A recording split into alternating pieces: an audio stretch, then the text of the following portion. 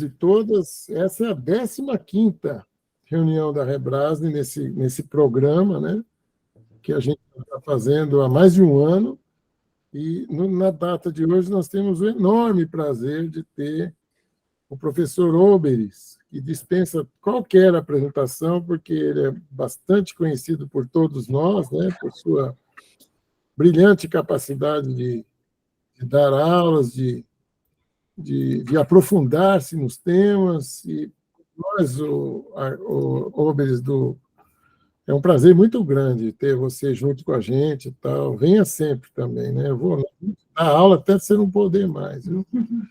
Então, vamos, como diria o doutor Júlio, sem mais delongas, vamos começar. Ok. A palavra é sua.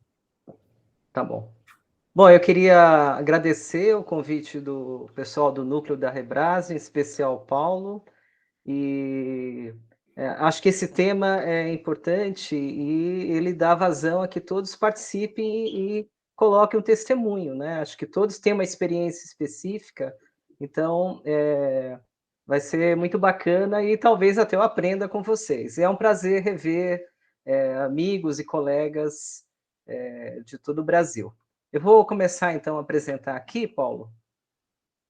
Você me diz se está aparecendo.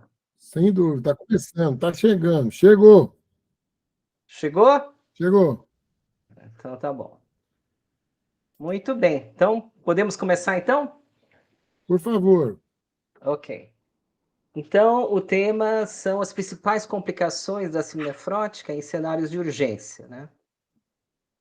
Bom, pessoal, no século passado, na década de 30, a mortalidade das crianças nefróticas nos primeiros meses era mais de 70%. Isso era pré-antibiótica e pré-corticoterapia. E elas faleciam somente por infecção e desnutrição. E a gente vê que essa mortalidade se reduziu ao longo do tempo, né? Hoje a mortalidade é menos de 1%, no início da abordagem da síndrome nefrótica. Isso se deve não só à corticoterapia e novos antimicrobianos, mas também novos imunossupressores, a imunização, o avanço no suporte clínico, na abordagem, entre outros parâmetros, né? Mas ainda a gente tem uma mortalidade nos córtico-resistentes em longo prazo em torno de quase 20%. Como a gente sabe que a síndrome nefrótica é uma doença crônica, temos um aumento da sobrevida agora, isso resulta em aumento potencial de complicações e de efeitos adversos. Bom, como todos sabem, na abordagem do primeiro episódio da síndrome nefrótica, a gente usa protocolos específicos e a triagem com corticoterapia 4 a 6 semanas, onde a gente estratifica os pacientes em córticos sensíveis, 80% a 90%, e 10% a 20% córtico resistentes. Os córticos sensíveis têm um prognóstico favorável a longo prazo, com baixo risco de perda da função renal. Entretanto, 80% apresentarão recidivas, sendo que 50% serão recidivantes frequentes ou córtico-dependentes. E isso resulta em aumento dos efeitos cumulativos da corticoterapia, entre outros efeitos, principalmente do estado nefrótico em si. Já os córtico-resistentes, normalmente eles vão para a biópsia renal, o ideal é estudo genético, o objetivo principal também da Rebrasne, né? Esses pacientes, então, eles têm uma abordagem mais prolongada, mais difícil, 30% terão mutações imunogênicas, onde eu tenho baixa probabilidade de resposta à terapêutica tradicional imunossupressora, e eles têm um risco de evolução para falência renal crônica de mais de 60% em 10 anos. E, com certeza, esses pacientes têm, então, um potencial matemático de complicações e outros efeitos adversos em curto e longo prazo. As complicações, a gente pode estratificar aquelas relacionadas ao estado nefrótico em si, e com distúrbios metabólicos aqui à esquerda, ou relacionados com a terapêutica. Então, uma infinidade de complicações. E eu vou me ater a algumas principais, somente com o estado nefrótico em si. Desde o ISKDC, a gente tem aqui várias diretrizes e consensos em simonefrótica, né? Poucas delas com diretrizes baseadas em evidências. Eu vou utilizar vários relatos aqui, trabalhos, mas vou utilizar também as recomendações práticas da IPNA em córtico resistentes, em 2020, né? Recentemente, córtico sensível de 2023, e também vou citar o CADIGO. E também alguns dados do nosso livro da nossa especialidade, o Pediatric Nephrology, agora de 2022. Começando pelas complicações infecciosas, que são a principal causa de mortalidade na síndrome nefrótica, principalmente em países em desenvolvimento. A gente sabe que a suscetibilidade tanto a infecções virais como bacterianas são por vários motivos, como perdas urinárias de imunoglobulinas e fatores B e D do complemento, levando à redução sérica desses fatores, desnutrição, hipoamnemia, hipogama-globulinemia, o edema em si, o uso de medicações imunossupressoras, alterações da imunidade celular e humoral, déficit de opsonização, anticorpogênese inadequada, entre outros fatores. Aqui a gente tem, de forma sumária, as principais complicações infecciosas. Então, as infecções de vias aéreas superiores, gastroenterites, pneumonias, infecções de pele, peritonite, sepse, entre outras. Entre as infecções bacterianas, a gente sabe que os encapsulados, como Streptococcus pneumonia, E. coli, hemófilos, são os prevalentes, né? Hemófilos menos agora, resultado da vacinação. Além de outros gram-negativos. E a utilização de antimicrobianos, então, de amplo espectro, deve ser prontamente considerada nesses pacientes imunossuprimidos. Entretanto, o sítio infeccioso, ele é muito variável. Esse trabalho aqui à esquerda, retrospectivo indiano, de 95, observou 38% de infecções. E vejo que infecção do trato urinário foi o foco principal, seguido por tuberculose, peritonite, infecção de vias aéreas e infecções de pele. Já esse trabalho aqui, publicado pela Emília, em 2004, do pessoal do Instituto da Criança, mostrou a infecção de vias aéreas como principal etiologia, seguida da gastroenterite, pneumonias, infecções de pele e peritonite. E demonstrou que as infecções foram muito mais prevalentes durante o período de estado nefrótico, ou seja, de proteinúria nefrótica. Esse estudo agora prospectivo alemão, mais recente, com um número muito maior, também com cerca de 30% de infecções, já mostrou a gastroenterite como a principal etiologia, seguida por infecção do trato urinário respiratório baixo, infecções urinárias e trato respiratório superior. Vários trabalhos africanos e do Oriente também colocam a gastroenterite como principal foco infeccioso relacionado. E a gente sabe que as infecções, além de serem mais prevalentes nos córticos resistentes, elas denotam um aumento do tempo de permanência hospitalar. As gastroenterites são muito comuns e eu acredito também que no nosso meio está ali pau a pau com infecção de vias aéreas, principalmente em situações desfavoráveis em países de desenvolvimento.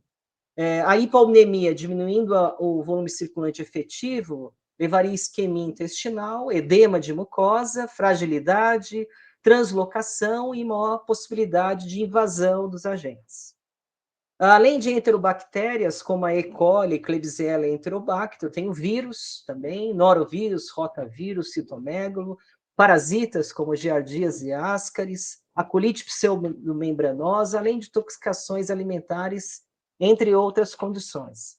É importante lembrar que, para essas infecções, a terapia deve ser dirigida conforme as características locais epidemiológicas e o agente isolado, e também a interface da equipe de apoio de infectologia e assim por diante, né? Habitualmente, esses pacientes recebem sintomáticos, a hidratação dirigida e racional ela é muito complexa, né? E a gente vai comentar a seguir. É interrogado o benefício de probióticos, antimicrobianos em alguns cenários específicos, e o tratamento com clostrídio pode ser uma opção também. E é muito importante o diagnóstico diferencial de peritonite, diarreias desabsortivas, abdômen agudo cirúrgico, drogas como MMF, entre outras condições, né? Quem de nós já vivenciou o histórico, né, de um cirurgião, por exemplo, inexperiente, que já fez uma laparotomia, por exemplo, num paciente com quadro abdominal nefrótico, e seria uma gastroenterite, peritonite, e era uma laparô branca, né? Então, algumas vezes o diagnóstico é difícil numa fase aguda. As infecções de pele são bem frequentes, facilitadas por edema. Eu tenho uma associação com tromboembolismo, particularmente nos membros inferiores. Estáfilo aureus e strepto piógenes são os principais agentes. Aqui, como opções de abordagem, cefalexina, oxo, ceftraxione, isso é variável para cada serviço, como já comentamos. As pneumonias têm uma incidência elevada, somente pacientes hospitalizados, pacientes com internação prolongada, provavelmente é subestimada. Eu posso ter derrame pleural extenso em empiema e risco de sepse de foco pulmonar. O pneumococo é o principal agente. E a gente tem aqui algumas opções em nível ambulatorial, nem sempre o nefrótico precisa ser internado, ou em nível hospitalar. Em nosso serviço, de forma geral, ceftraxone é a principal escolha inicial. A peritonite é considerada a primeira causa primária de mortalidade na nefrótica, seguida da sepse, né? Os fatores são, a CIT é um excelente meio de cultura, eu posso ter redução do fluxo sanguíneo esplâncnico nos nefróticos, além de redução da IgG e função anormal do complemento, que facilita os eventos de peritonite. O pneumococo é o principal agente, E. coli também. Eu tenho um quadro clínico clássico, mas pode mimetizar várias situações. A própria gastroenterite numa fase inicial, celulite pode aparecer depois, além do abdômen agudo cirúrgico, pancreatite, intussuscepção ou uma simples adenite mesentérica. É importante, sempre que possível, a cultura do líquido peritoneal para tentar isolar o agente. Eu tenho aqui opções de terapia antimicrobiana variáveis. Lembrando que a peritonite e a sepse são as principais causas de morbidade e mortalidade nessas crianças. As infecções de vias aéreas são muito comuns, como as gastroenterites, né? E a gente tem o vírus social respiratório, influenza, parainfluenza, micoplasma e o SARS-CoV-2. E não é infrequente a gente ter mais de um agente associado, com infecções também. E as IVAs estão relacionadas com até 50% de recidivas. Além de sintomáticos, hidratação e suporte ventilatório, é importante a estratégia de imunossupressão, que a gente vai comentar a seguir, tratamento das infecções bacterianas. Muitas vezes pacientes apresentam uma predisposição, mesmo que viral, para a infecção bacteriana. O oseltamivir pode ter o seu papel no tratamento e profilaxia da influenza. Considerando aqui a barreira de ultrafiltração, a gente sabe que as infecções virais, citoquinas e produtos microbianos podem se ligar a receptor Toll-like no podócito, e isso leva a uma sinalização, como aumento do CD80, principalmente na lesão mínima, uma disfunção de linfócitos específicos e uma sinalização complexa que resulta em defosforilação da nefrina na fenda diafragmática. Isso leva à perda da barreira de ultrafiltração com proteinúria e recidiva da síndrome nefrótica. Vários trabalhos têm mostrado ou interrogado o uso do corticoide na prevenção das recidivas associadas às infecções. A Sociedade Indiana e Germânica já demonstravam essa recomendação. O CADIGO sugere em crianças recidivantes frequentes e córtico-dependentes a utilização de PRED em dose de 0,5 mg por quilo por um período de 5 a 7 dias, para reduzir o risco de recidivas. Já a recomendação prática da IPNA desse ano não recomenda o seu uso rotineiro, mas sugere considerar um curso breve, em baixas doses, em dias alternados, nas crianças que apresentam já infecções associadas a recidivas, o histórico, aqui com um grau de recomendação um pouco mais fraco. É importante lembrar que essa estratégia recomendada não é recomendada para recidivantes infrequentes e naqueles pacientes que estão com outros imunossupressores associados. A varicela, acho que tem muitos colegas aqui, era uma situação muito crítica para o paciente nefrótico, né? Com pneumonite, entre outras complicações. Mas a gente observou uma redução drástica da associação de varicela. Eu queria depois a informação de vocês, né? E a gente, além de questões de isolamento, etc., a gente, então, tem a orientação do aciclovir por via endovenosa, em pacientes em muito bom estado geral por via oral, e a questão da estratégia da exposição do comunicante suscetível, não imune, com a imunoglobulina humana antivaricela zoster, certo? Em alguns casos, o aciclovir profilático pode ser uma alternativa. E, recentemente, né, com a pandemia, o SARS-CoV-2, que todos nós estávamos bem temerosos em relação à influência nos pacientes imunossuprimidos e nos nefróticos, né? Com algumas poucas exceções, gostaria de ouvir a experiência de vocês, os nefróticos não foram assim tão comprometidos, né? E, de certa forma, é até interessante discutir o porquê que não houve uma devastação muito crítica nesses pacientes. Além do efeito citopático direto potencial, a gente tem a síndrome de liberação de citocinas, o aumento de fenômenos tromboembólicos, síndrome cardiorrenal e crosstalk entre os órgãos, levando a sepse, vasodilatação, hipotensão e comprometimento nos pacientes nefróticos. Isso aumenta a importância da imunização no paciente nefrótico, né? Recentemente houve um artigo muito legal sobre vacinas nas crianças nefróticas. De tal forma que toda criança nefrótica deve receber as vacinas de rotina na infância, né? E a imunização dirigida adicional para influenza anual e pneumocócica dirigida, né? Constando a pneumococo conjugada e ou a polissacarídica após os 2 anos. E o SARS-CoV-2, conforme as orientações das Secretarias de Saúde do Ministério da Saúde. Outra complicação, a síndrome nefrótica descompensada, o paciente anasarca, que habitualmente as crianças apresentam uma crise hipovolêmica, mas também podem apresentar sinais de sobrecarga hídrica. Então, o edema anasarca, além de vários efeitos, pode levar à insuficiência respiratória, com ascite, restrição diafragmática e torácica, além do derrame pleural, com risco de empiema, risco de peritonite, maior risco de infecções de pele por fragilidade tecidual, além de predispor à trombofilia também. A gente sabe que o líquido acítico e pleural são excelentes meios de cultura para crescimento bacteriano.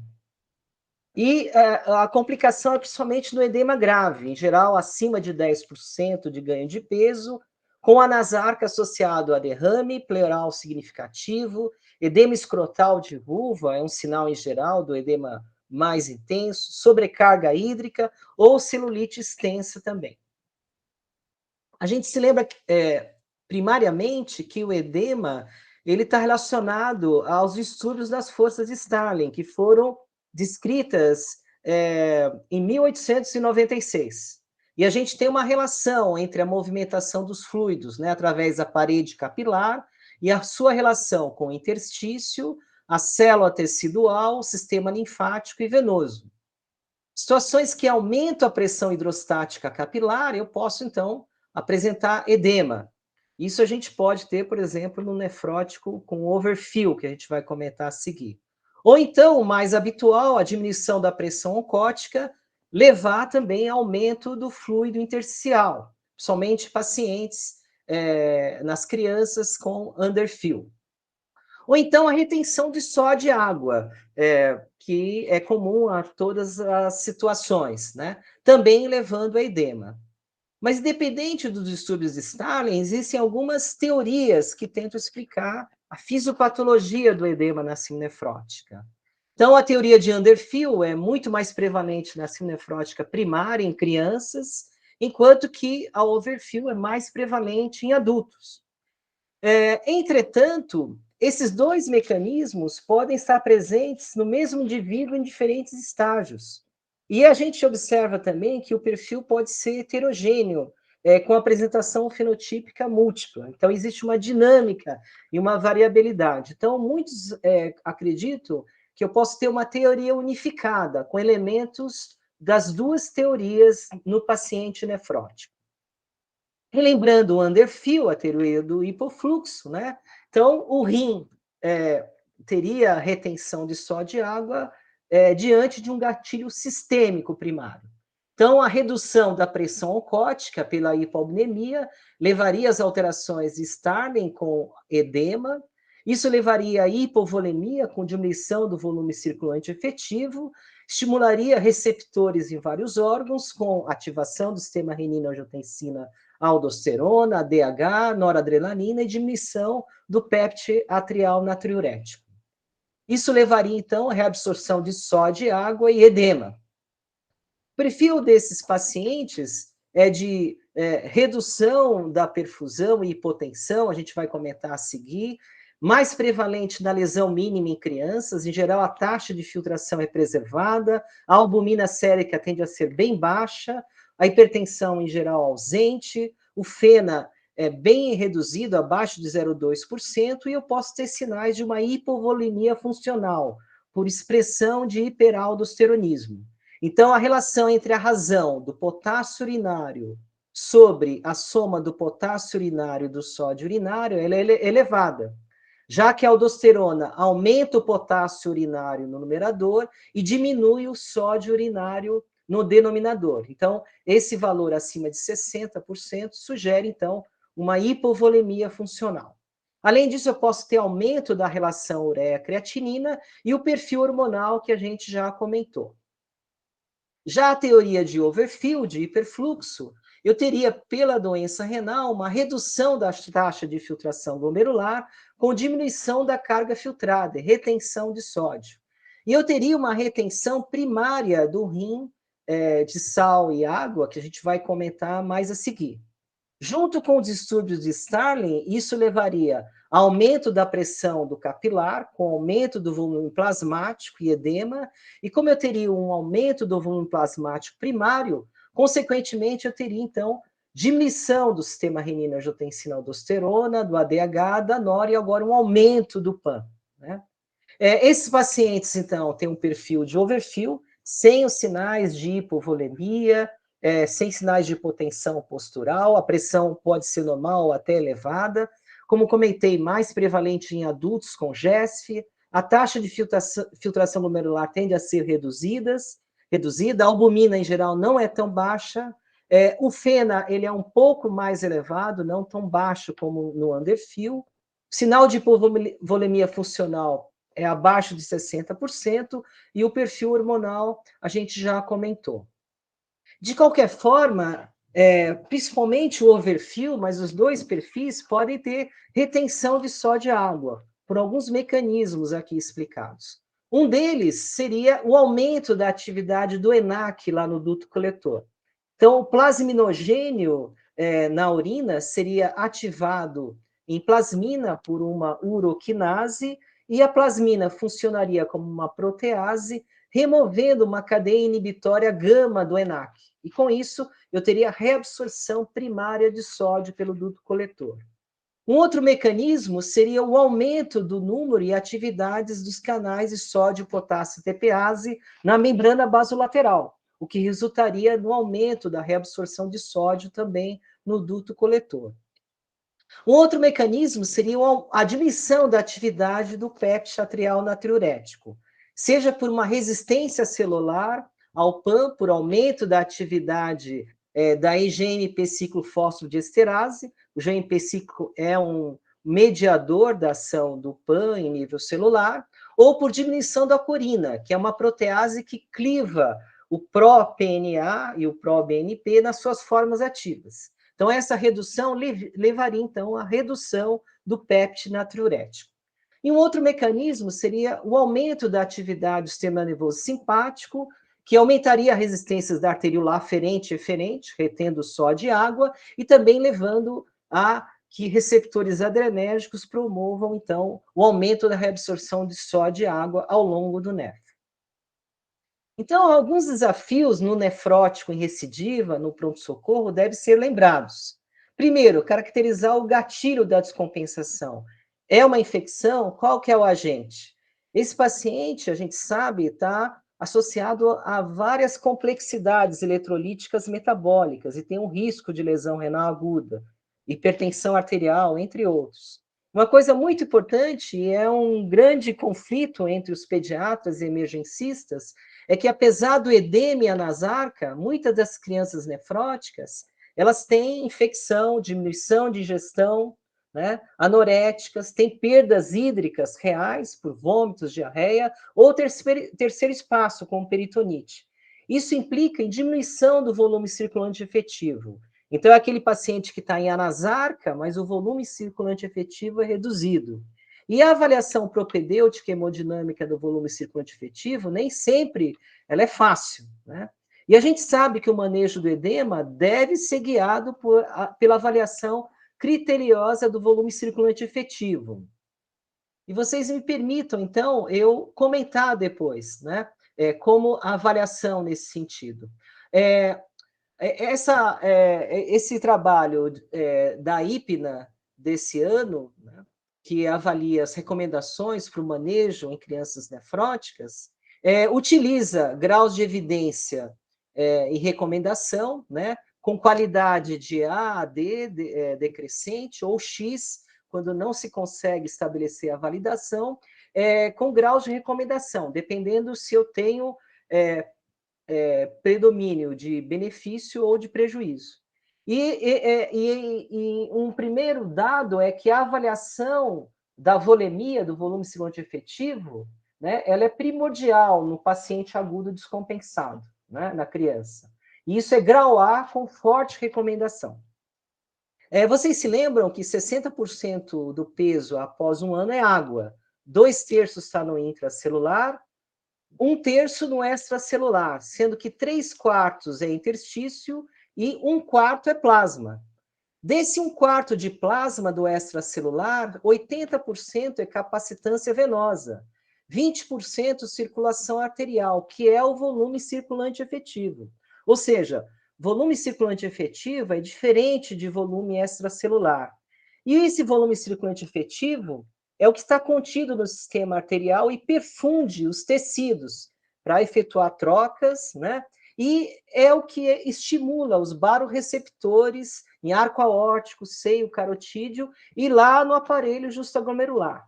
Então, eu posso ter uma situação de aumento de água corpórea com hipervolemia, com aumento do interstício e também do plasma, quando eu tenho acúmulo no extracelular que superem as perdas fisiológicas. Isso, em algumas situações, é relativamente comum da gente estabelecer, né? O paciente está edemaciado, balanço hidropositivo, estase jugular, estertores, disfunção cardíaca, hipertensão, hepatomegalia e assim por diante. Mas eu posso ter uma situação de aumento de água corpórea por aumento do interstício, mas o plasma pode estar reduzido. E isso ocorre, por exemplo, na insuficiência hepática, o paciente está nasacado, em algumas situações de sepsis, choque séptico, e em muitas crianças, principalmente lesão mínima, com síndrome nefrótica. Não? Então, eu tenho esse conflito do edema, mas com potencial de depressão do volume circulante efetivo. E os fatores de risco, além da hiponemia e baixa ingestão, como já comentamos, são as perdas reais para terceiro espaço e, principalmente iatrogenicamente, o uso inadequado de diuréticos na emergência ou ao longo da enfermaria. Isso aumenta o risco de lesão renal aguda, trombose, entre outras complicações. E eu tenho dificuldade no nefrótico de avaliar a volemia, né?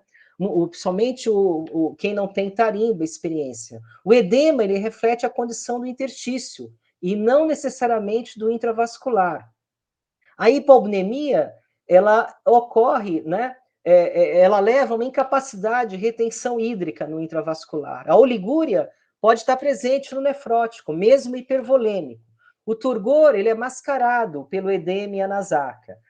E a hipotensão nem sempre está presente. Às vezes é um paciente que já usa corticoide, já tem uma lesão ou tem vasoconstrição. Alguns dados podem ser indicadores de hipovolemia. Então, dor abdominal, letargia, tontura, palidez, sinais de hipoperfusão, extremidades frias e úmidas, pulsos reduzidos, reperfusão capilar lenta, taquicardia, olhos fundos encovados, cãibras, hipotensão postural. Lembrando que a hipotensão, às vezes, é um sinal tardio. E algumas vezes eu tenho hipertensão paradoxal inicial, mesmo que o paciente esteja com intravascular depletado, por contrarregulação adrenérgica.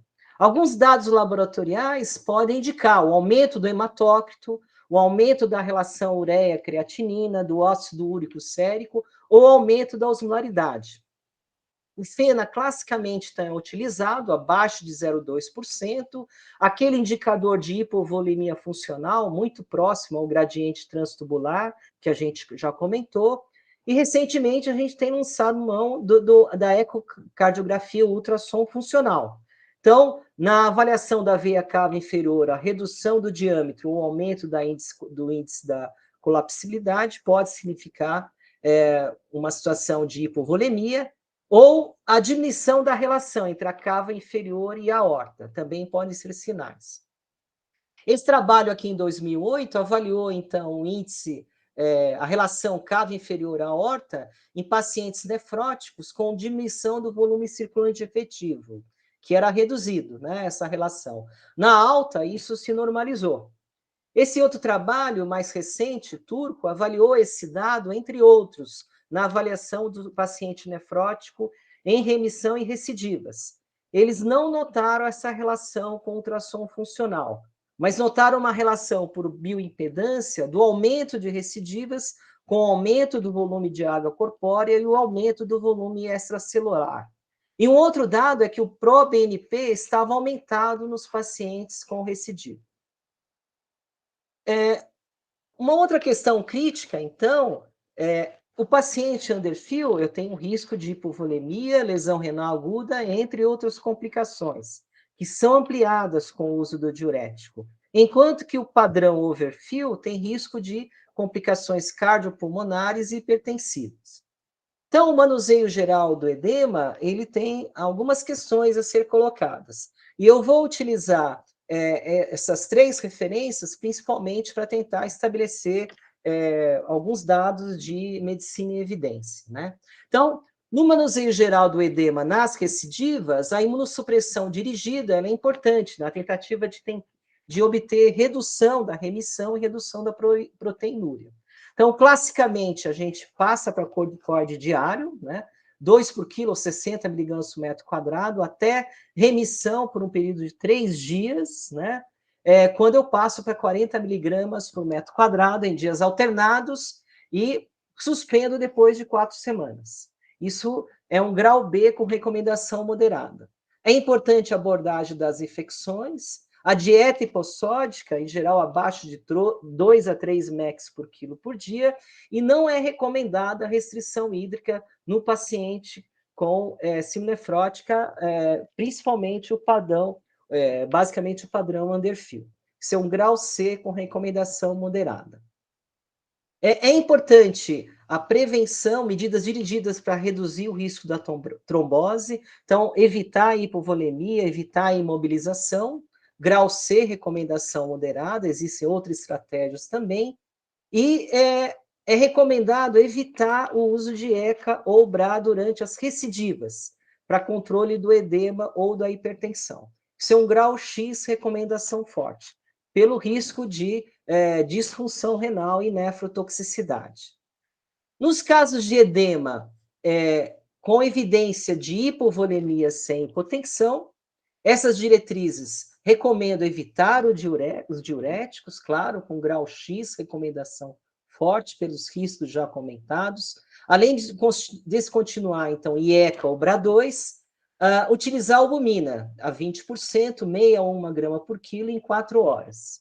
A adição de furosemida deve ser reservada somente após restauração do volume circulante efetivo.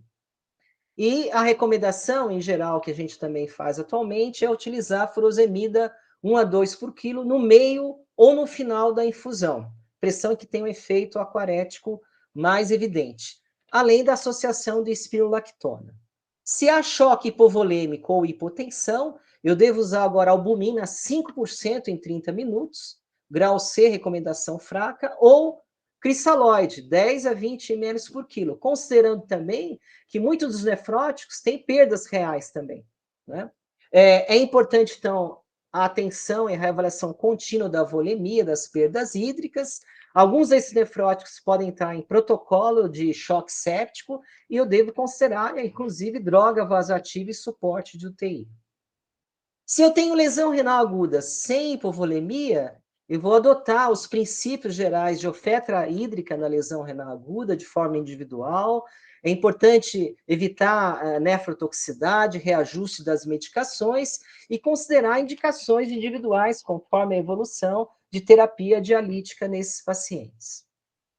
Nos casos de edema grave, já comentamos, né, somente sintomáticos, na ausência de redução do volume circulante efetivo e também de hiponatremia, então se recomenda a albumina 20%, 61 grama por quilo, EV, em 4 a 6 horas, com furosemida, 1 a 2 miligramas por quilo no meio e no final da infusão, grau C, recomendação moderada. É importante lembrar os cuidados na infusão da albumina, pelo risco de sobrecarga e edema pulmonar, então infusão lenta, em bomba de infusão contínua, sob vigilância, né? E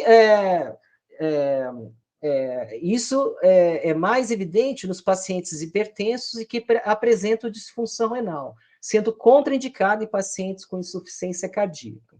Eu devo considerar a associação de outros diuréticos, então hidroclorotirazida, amilorida, a própria acetazolamida, ou, eventualmente, furosemida em infusão contínua. Bom, de forma geral, aquele edema refratário, como que a gente adota, né? Então, à esquerda, em geral, são as linhas gerais, que quase todo mundo utiliza, né? Então, o padrão, o perfil Underfill, em geral, tem albumina com ou sem furosemida, o overfill, começo com furosemida, e eu vou, então, conforme a resposta, aumentando a dose de furosemida, associando espirulactona, ou posso usar um outro diurético de alça disponível, ou utilizo infusão contínua de furosemida, né? Ou associo tiazídico, amilorido ou acetazolamida. Naqueles casos refratários, a gente acaba na ultrafiltração. E isso pode ser um problema, somente crianças pequenas, que a gente vai ter que fazer hemodiálise, tem estabilidade clínica, etc. Né? Mas a gente tem alguns ensaios experimentais e alguns poucos relatos, principalmente em adultos, de algumas terapias potenciais do edema refratário. Eu queria aqui relatar para vocês, né? A gente já tem alguns relatos em crianças de tolvaptan, né? O antagonista do receptor AV2 do ADH, que teria um efeito acarético. Então, tem alguns trabalhos nefróticos com edema refratário, com boa evolução. Eu tenho também relatos de inibidores dos canais de ureia. Lembre que a ureia é importante na tonicidade da medula. Então, inibindo esse transporte, eu posso aumentar o efeito aquarético, por diminuir a habilidade de concentrar a urina. O pansintético também, casos selecionados, o carperitide, aumentando o efeito natriurético. Relatos do sacubitril valsartão em Entresto, que muitos de vocês já têm experiência em outros cenários, né? O sacubitril, ele inibe a neprilisina, que é uma endopeptidase neutra que degrada o péptide atrial natriurético. Então, isso aumentaria a efetividade do PAN.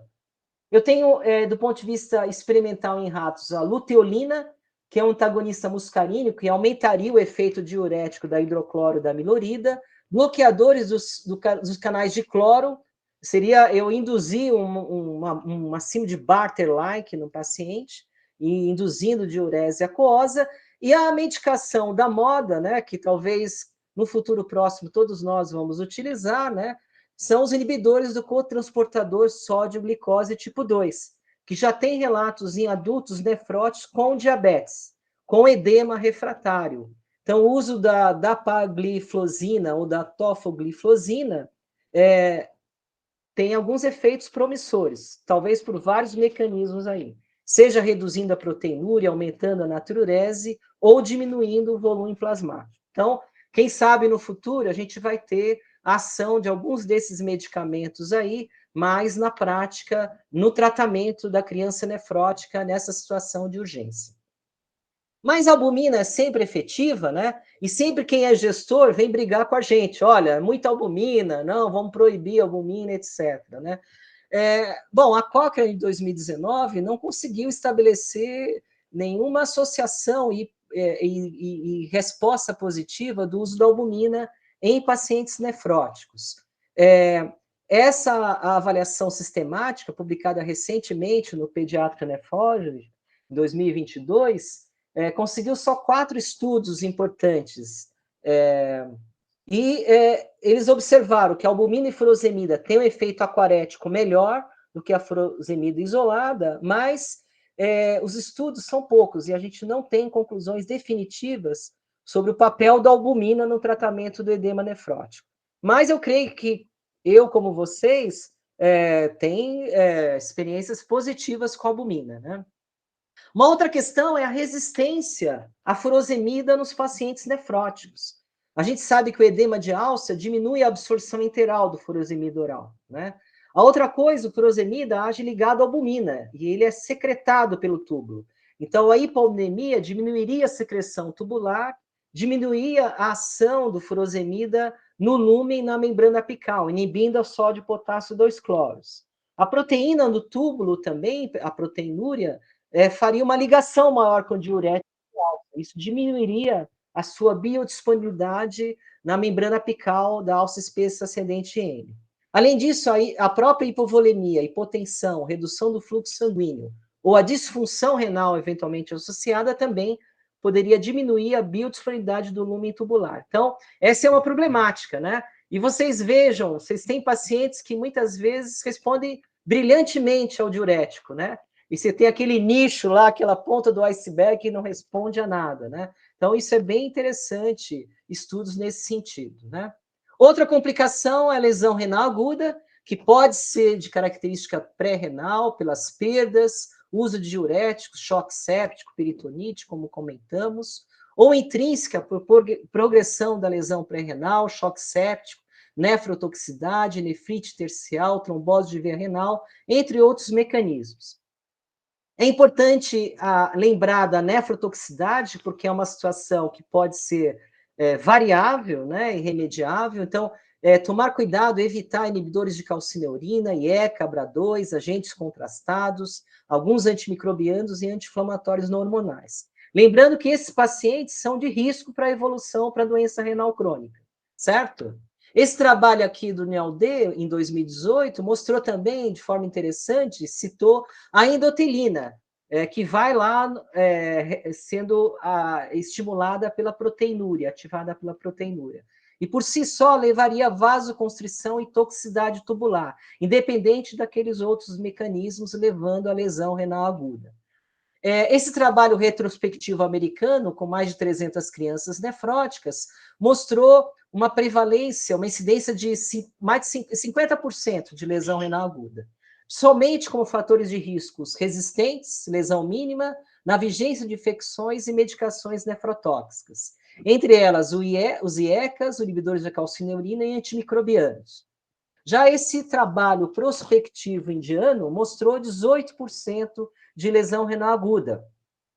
75% resolveu nas primeiras 48 horas. 2 de 36 foram para diálise, óbito em um paciente, e 2 evoluíram para doença renal crônica.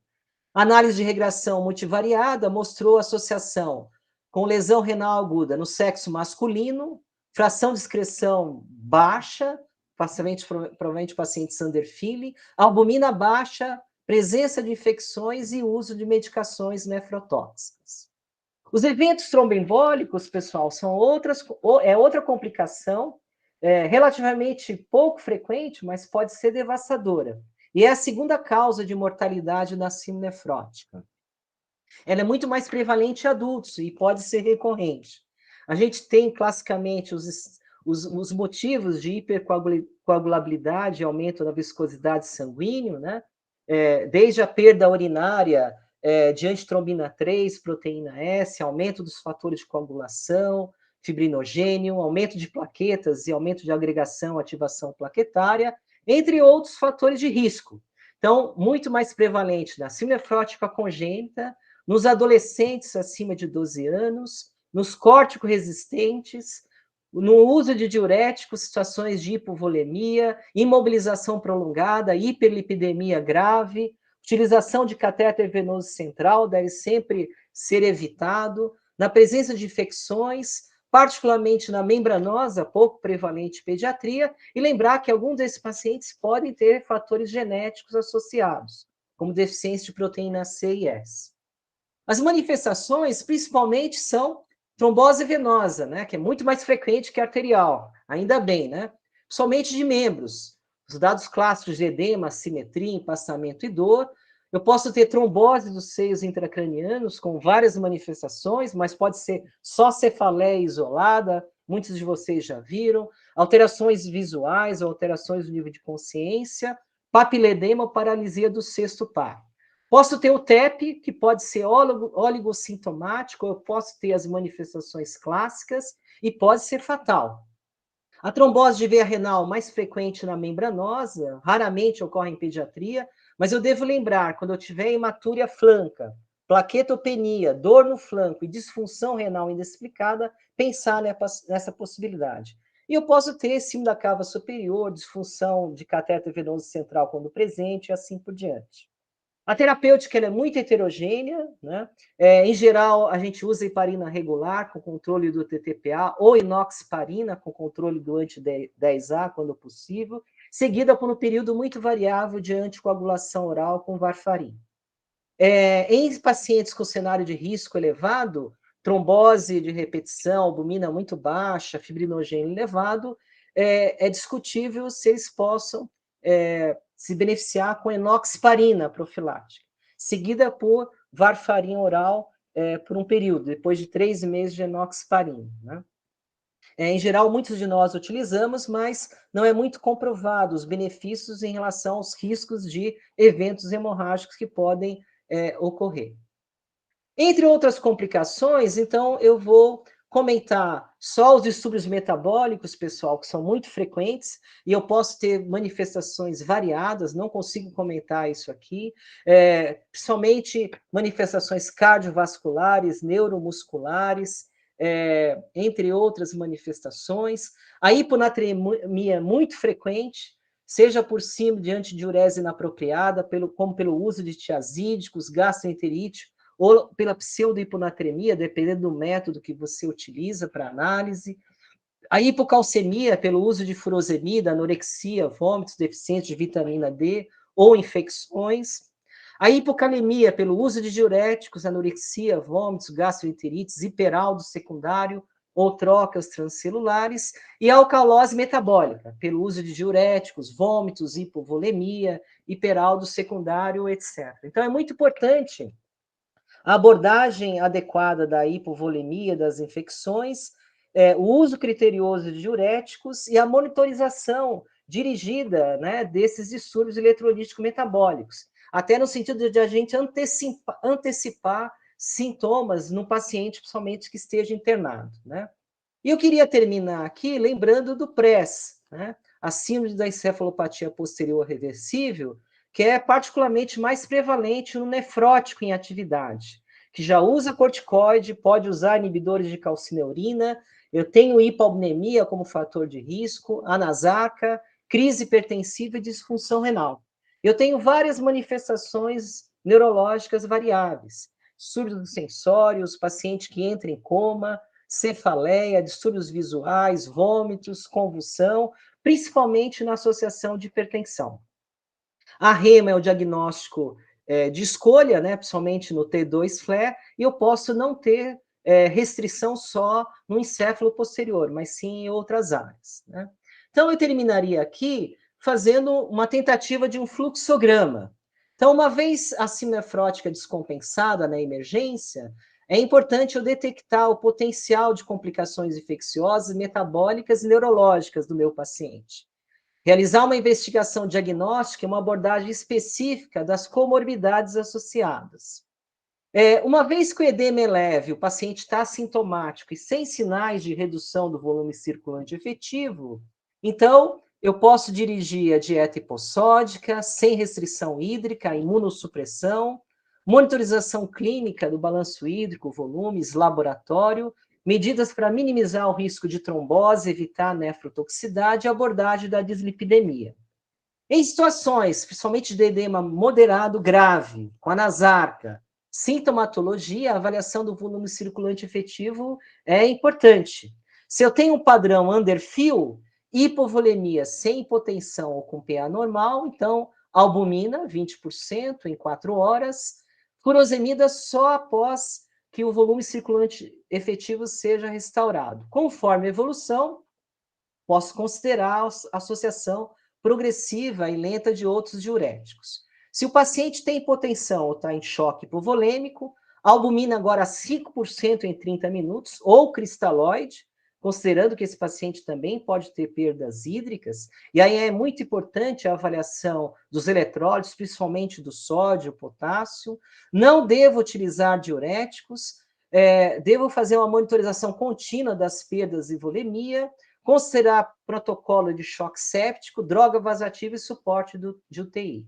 Se o paciente tem evidência de lesão renal aguda, além da abordagem clássica da lesão, eu devo considerar a terapia de substituição renal conforme a apresentação individual. Se eu tenho um paciente com padrão overfill, então, além da dieta hipossódica e agora da restrição hídrica, eu tenho o início com furosemida, 1 a 4 miligramas quilo dia, com associação de espirulactona. Na ausência de resposta, isso é variável, sem redução do peso ou aumento da diurese a cada 24 a 48 horas, dependendo da apresentação clínica e comprometimento cardiorrespiratório, eu posso considerar o aumento da dose titulada de furosemida, ou outro diurético de alça, a literatura coloca, com associação de outros diuréticos, tiazídico, hidroclorotiazida no nosso meio, amilorida ou acetazolamida. Posso considerar o furosemida EV em bolos, em casos refratários, a infusão contínua, né? Na ausência de resposta, se não houver contraindicação, para tentar aumentar o efeito alquarético, a associação de furosemida com albumina.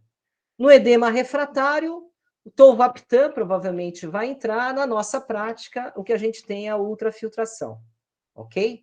Bom, pessoal, era isso que eu queria falar. Desculpa o tempo, certo? E, na verdade, eu estou aqui mais para ouvir a experiência de vocês, trocar conhecimentos, e agradeço muito mais, de novo, o convite para essa apresentação. Ok, Paula, com você. Muito bom, Robins. Muito obrigado. Eu acho que você abriu um leque enorme, compreensivo dessas complicações. É muito boa a sua intervenção. E eu vou abrir aqui para as pessoas fazerem perguntas, depoimentos, etc. Tal.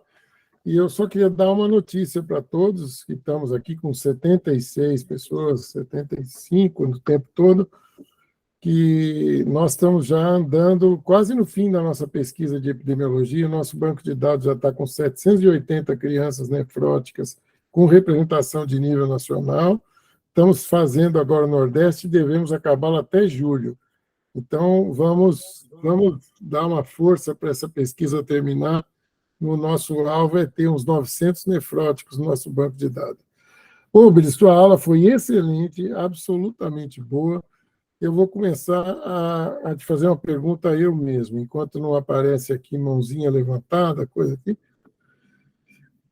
A albumina, numa situação do indivíduo que não está desidratado, apenas chegou com baixo volume de diurese, me parece que não está em anasarca, que não está com edema de genitais, que não está muito comprometido, eu acho que pode ser um certo abuso de albumina, porque fala, bom, agora o menino está em oligúria, eu vou dar albumina para fazer ele urinar. Lembrando que a albumina é uma droga nefrotóxica, profundamente nefrotóxica. Né? O que você acha da indicação da albumina precisamente? Você falou quando o indivíduo está em underfill, com sinais clínicos de desidratação, com PA mantida, né? Mas e o indivíduo que está bem, só não está urinando plenamente? Você acredita que seja também uma indicação? Não, Paulo, acho que não. Até no nosso fluxograma a gente coloca isso lá no final, certo?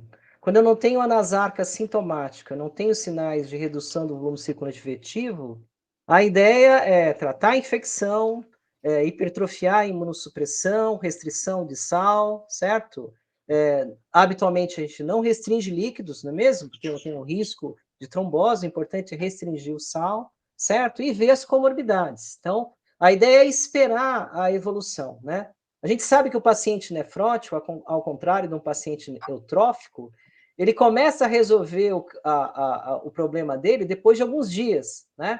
Ele demora, de repente ele entra em crise de diurese, certo? Tá? Então, acho que nesse seu paciente aí, a ideia é não utilizar albumina, tá? Agora, a gente sabe que em muitas situações, principalmente o paciente em hospital privado, certo? Muitos utilizam a albumina de forma até um pouco mais exagerada, né? E, por outro lado, a gente que trabalha também em hospital público, como eu comentei, a gente tem a cobrança do gestor, certo? A gente tem lá um protocolo e a gente tem que justificar o uso da albumina, né? Eu não sei como que vocês utilizam a albumina e a facilidade no serviço de vocês, né? Mas existe uma restrição muito grande, né? A albumina, eu não sei quanto que chega para cada hospital, mas se você vê no comércio, um frasco de 50 ml custa de 300 a 500 reais. Eu já vi sites vendendo a mais de R$ 1.000, um frasco de albumina 20%, 50 ml, certo? Tá? É hemoderivado que às vezes é importado, né? Certo? Né? Então, eu acho que a gente tem que usar com racionalidade. Algumas vezes, uma indicação que a gente, às vezes, coloca é aquele paciente que está tendo perda da função renal, certo? Aparentemente, ele não está assim, com intravascular depletado, mas principalmente por causa de diurético ou de falta de ingestão, ele começa a ter um aumento principalmente desproporcional de ureia, né? Certo? Então, esse é um sinal, né? O hematócrito, em geral, aumenta na entrada do paciente, mas às vezes o aumento da ureia está me sinalizando que esse paciente precisa melhorar o intravascular, mas ele está uma pipa, eu não posso dar cristalóide para ele, certo? Então, aí é uma situação onde a albumina pode ajudar, independente de ser uma anasarca muito extensa, vamos dizer assim. Não sei se eu te respondi, Paulo, mas eu acho que outros colegas podem também dar o testemunho, né? Seria Eu muito... gostei da palavra parcimônia, que eu também luto por ela nessa situação. Eu vejo muita albumina, às vezes excesso de albumina. Porque está com oligúria, vamos forçar a diurese dele. Só falar aqui, antes de abrir, já tem duas mãozinhas levantadas. Eu queria agradecer muita gente aqui, todos amigos da minha geração, muita gente mais nova também. Muito obrigado pela presença de todos e todas, né?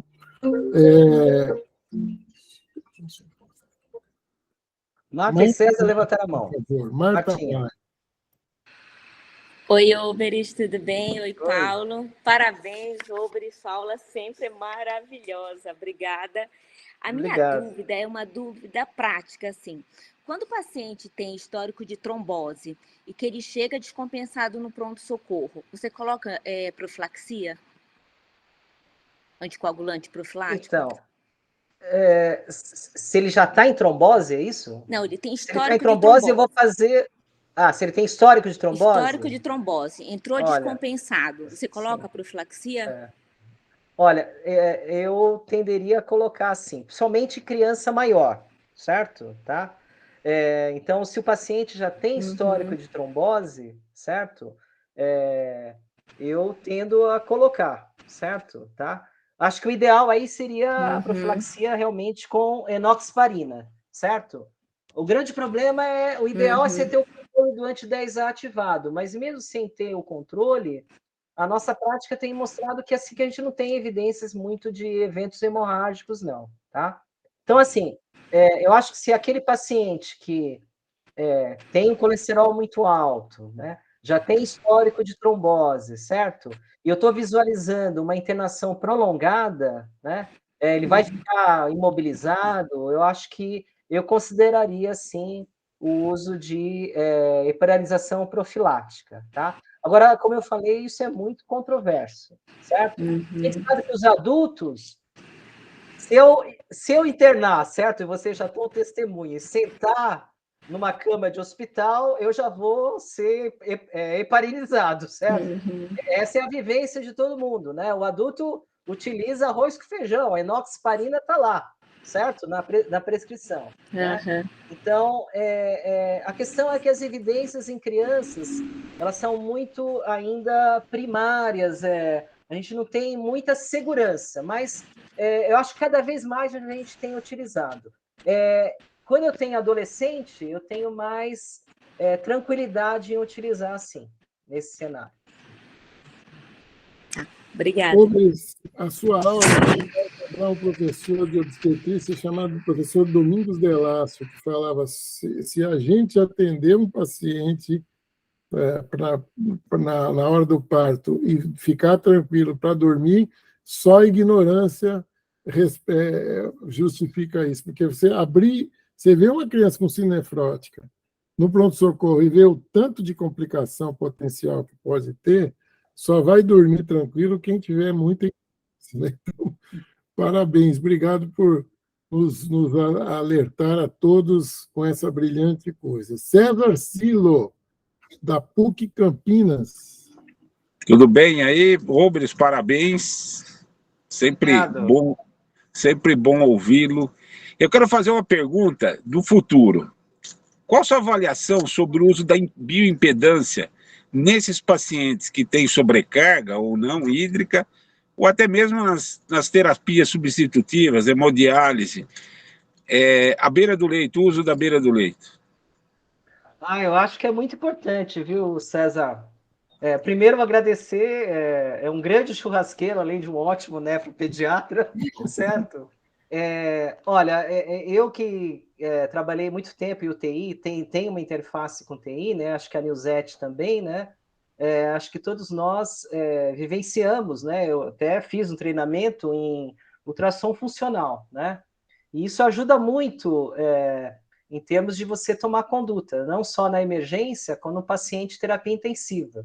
Então, a avaliação da cava inferior, colapsibilidade, avaliação da fração de ejeção, avaliação de derrame pleural, linhas pleurais, isso ajuda muito na tomada de decisão, certo? Então, são medidas indiretas junto com outros parâmetros hemodinâmicos e de imagem que podem ajudar o intensivista, principalmente, né, a nortear alguns caminhos terapêuticos. Então, eu acho que esse é um caminho sem volta, né? Hoje, o intensivista, ele passa catéter central com ultrassom Doppler. Na nossa época não era isso, né? E hoje ele é treinado a usar ultrassom funcional à beira do leito. Isso faz parte, né? Faz parte do treinamento, certo?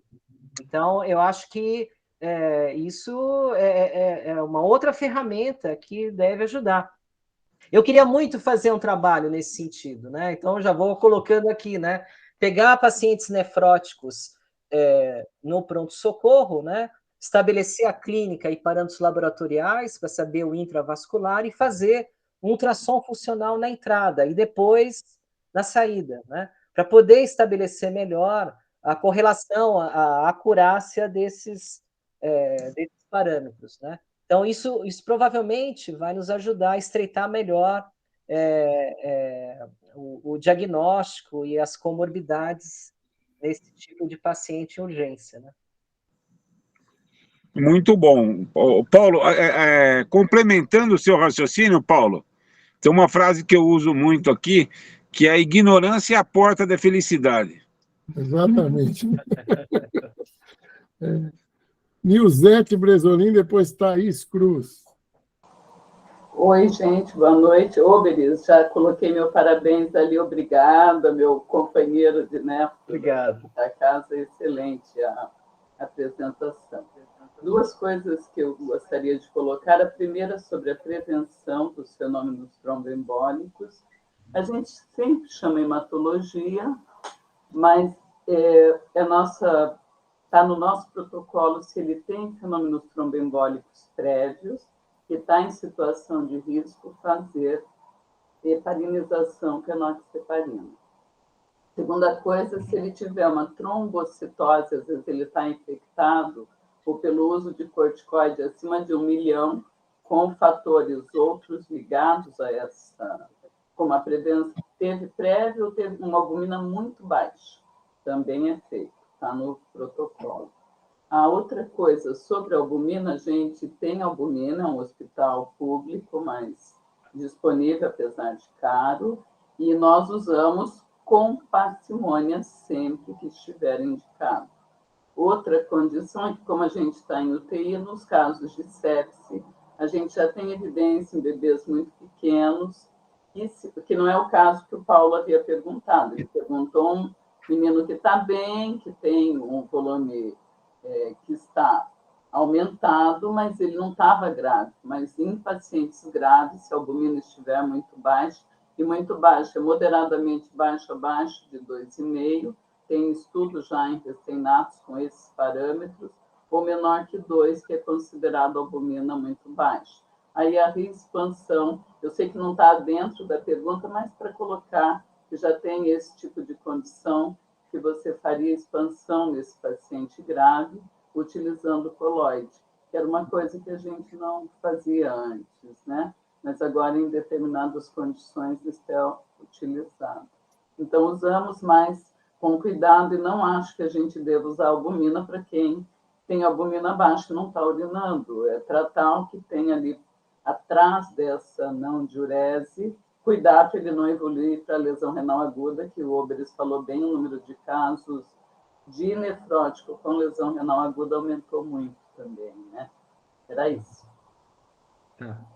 José, uma outra seara. Uma coisa, muitas vezes está por trás dessa oligúria do indivíduo que está bem clinicamente, é um controle mal feito de diurese no pronto-socorro, né?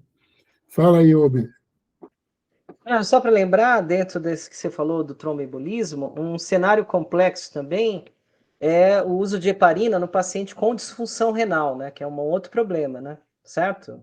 E às vezes você não tem um anti-10A para utilizar para controle. Então, às vezes é um problema, é um risco nesses pacientes, né? Certo? Só para lembrar essa limitação, vamos dizer assim, né? Thaís Cruz, de Natal, Hospital Universitário de Natal. Oi, Thaís, boa noite. Boa noite. Obrigada pela aula, doutor Oberes. Na verdade, são duas dúvidas que eu tenho. Eu tive um pacientinho, eu até cheguei a colocar no grupo, a gente teve um edema super refratário, era uma criança de 14 quilos, ganhou 10 quilos de edema, e na época até ficou sugerido ultrafiltração. Acabou que a gente conseguiu manejar clinicamente e não foi feito. No paciente underfill, a UF, quando vocês fazem hemo, vocês fazem com albumina junto durante a sessão, porque o paciente já está com o intravascular depletado, né? A gente fez eco. Eu lembro que na época eu fiquei com medo de dialisar essa criança. Eu fiz eco e ele estava com a veia cava com o índice de colabilidade alto. Ele estava realmente com o intravascular depletado. E aí eu fiquei, meu Deus, como que eu vou tirar mais volume do intravascular? E esse paciente já está com o intravascular bem seco. E outra dúvida seria quando usar a gama-globulina nesses pacientes, que foi um pacientinho também que a gente não conseguia identificar foco infeccioso, ele já estava com a cobertura de antibiótico porque ele não melhorava, e a gente acabou fazendo gama e ele respondeu. Depois eu fui repetir a receita de bolo num outro paciente e ele não respondeu. Tá. Então, a ultrafiltração ela é complexa, principalmente numa criança pequena, com anasarca refratário, né? Considerando que o volume do circuito extracorpóreo é limitante em termos de redução do enchimento diastólico, e o paciente vai ter queda do débito cardíaco e hipotensão, né? Então, nesse paciente, eu faria albumina sim, né? E teria ali adrenalina ou NOR ligadinha para utilizar enquanto eu estou tentando ultrafiltrar, né? Já que eu parti para esse caminho, né? Vamos dizer assim, vai ser um caminho pedregoso, vamos dizer assim. Principalmente em lactentes e crianças pequenas, certo? Lógico que é uma situação assim extrema, né? Certo? Então, nesses casos, eu faria uma programação de UF, considerando a oferta de albumina, para eu minimizar a estabilidade hemodinâmica, né? Porque senão eu também vou ter um efeito adverso aí, né? Hipoperfusão, o paciente vai, se não está entubado, vai ser entubado, certo? Entre outras complicações pelo choque que vai ser, que vai progredir o paciente, né? Então, além de albumina, sim, e os cuidados todos em relação ao circuito extracorpóreo, priming, certo? É importante o controle hemodinâmico, e muitas vezes a gente tem que usar a droga vasativa, pelo menos no período, ou hipertrofiar as drogas vasativas durante o procedimento, né? A imunoglobulina, acho que é uma pergunta difícil de responder, né? Os infectologistas usam bastante, né? Principalmente no hospital privado, quando você tem algumas situações de sepse, né? Certo? Né? Mas, sinceramente, eu não tenho uma opinião assim muito particular, mas a impressão é que em alguns cenários de pacientes imunossuprimidos, né, a imunoglobulina pode ser um potencial em termos de tratamento da infecção. Eu acho que tem uma diretriz italiana que não indica imunoglobulina, uma diretriz antiga. Não me lembro dessas atuais falarem particularmente imunoglobulina. Não sei se outros colegas têm alguma opinião, alguma informação nesse sentido. Espero ter respondido. Agora está com a mão levantada o Pablo Jaime. Olá, boa noite. Boa noite. Obrigado pela aula. Queria fazer a pergunta seguinte: qual que é a experiência de vocês em relação à restrição hídrica, né? A gente viu na aula aí, já é sabido que a restrição pode induzir a lesão renal aguda, mas considerando um paciente overfilling ou aquele paciente que uma internação prolongada, mesmo poliúrico, com dificuldade de perder peso, aquele paciente que você vê que parece que ele ingere tanto líquido ou que a dieta extrapola o balanço hídrico a ponto de que isso não permita que ele vá embora por edema, apesar de tal estado geral bom, já fora de um estado infeccioso. E aí eu já li a respeito disso, alguns lugares fazem a restrição, né, hídrica, e aí acaba que a partir daí ele começa a perder o peso, ele tem condições de alta, mas alguns serviços condenam. E aí eu queria ver a opinião de vocês em relação a isso. Se já fizeram, se realmente nunca faz, o que vocês têm a dizer? Então, a restrição hídrica, ela é preconizada no paciente overfill, né? Certo? Ou com sinais de sobrecarga hídrica, certo? É importante os pacientes com depressão, underfill, né?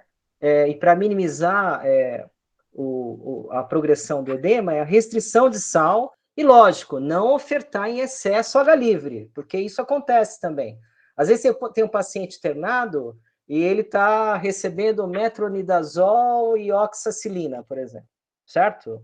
E a enfermagem está usando como veículo água livre.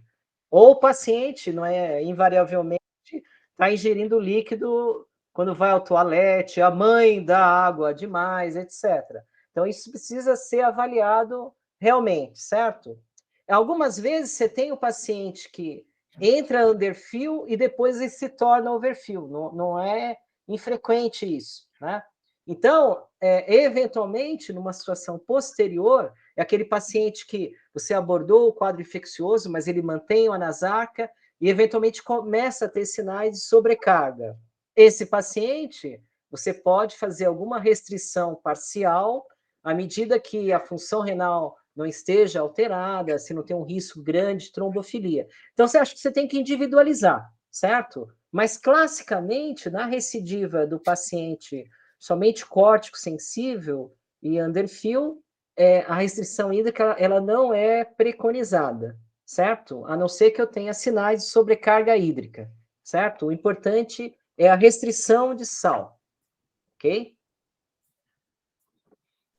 Ok, isso mesmo. É porque quando a gente põe, né, prescreve restrição hídrica tanto, o pessoal, todo mundo assusta, nossa, mas vai restringir esse nefrótico, tá errado, faz um dia, no outro não faz, mas a percepção é essa mesmo que eu tinha. É isso aí, obrigado. Não é incomum você ver lá, a mãe tá dando salgadinho para a criança nefrótica, certo? E tá tomando água à toa. A criança tem muito garotinho esperto que vai no banheiro e toma água. Então, são os bastidores de todos nós, não é mesmo? Tem isso também, né? Nilzete. Bem rapidinho, só concordando. Eu acho que no começo da aula o Obelis falou, definimos se ele está normovolêmico, hipovolêmico ou hipervolêmico. Se ele estiver hipervolêmico, que a gente vai restringir o volume, balanço hídrico de 6 em 6 horas. Se ele tiver num semi-intensivo, ou se não tiver, pelo menos que quem esteja cuidando dele faça o balanço hídrico. Porque daí você consegue ter uma ideia e sensibilizar a mãe de que ele nem pode tomar água demais e não pode comer salgado. Uma coisa que a gente observa muito é que o paciente está super legal na sexta, sábado e na segunda ele está em anasato. E muitas vezes você descobre que a família trouxe comida com sal no final de semana. Alguns nefróticos, a gente diz que são extremamente sódio-sensíveis. Então, é vigilância, né, Pablo, para esses. Estar ao lado dele, balanço hídrico regular e vigiar e saber qual é o estado hemodinâmico dele de intravascular mesmo. Bom, muito bom, gente. Nós não temos mãozinhas mais levantadas, nem tampouco no chat. Aqui tem alguma pergunta pendente. Então, eu queria fechar a sessão, enviar um grande obrigado ao Obelis e a todos que tiveram presentes aqui com a gente, né? Dizendo que o mês que vem nós vamos voltar com um caso clínico para discutir, um caso clínico de síndrome nefrótica para discutir. Esse vai ser o nosso cardápio do mês de junho, tá bom? E vai ser na segunda quarta-feira de junho, eu mantenho-os atualizados e vou, inclusive, essa aula vai ficar gravada, eu vou divulgar o endereço para que todo mundo, que se quiser olhar de novo, rever, ou quem não pôde estar presente, vai poder fazer a mesma coisa, tá bom, gente? Então, boa noite a todos e todas e muito obrigado, Alves. Vamos juntos, né? Tchau, tchau. Boa noite. Abraço a todos. Obrigado. Parabéns, Tchau. Obelis. Parabéns. Obrigado.